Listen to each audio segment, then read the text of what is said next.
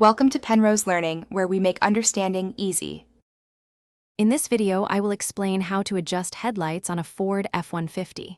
First, gather your tools. You will likely need a Phillips head screwdriver or a Torx bit, depending on your specific model. Next, park your F-150 on a level surface, facing a wall or garage door. Measure exactly 25 feet from the wall to the front bumper of your truck.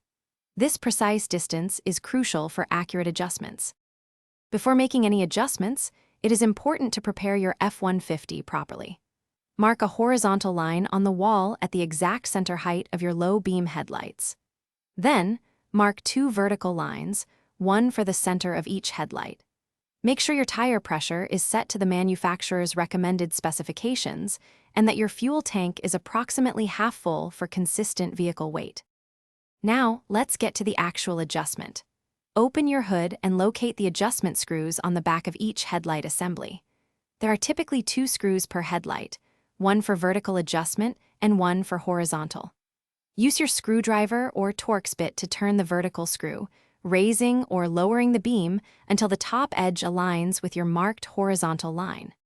After adjusting, it is vital to verify your settings. The top edge of your low beam cutoff should be at or just below the horizontal line you marked. The brightest part of the beam should be centered on the vertical line. Take your F-150 for a drive on a dark road to confirm the adjustments provide optimal visibility without blinding oncoming drivers. Proper alignment enhances safety for everyone. Thanks for watching. If this was helpful, leave a like and consider subscribing. See you next time.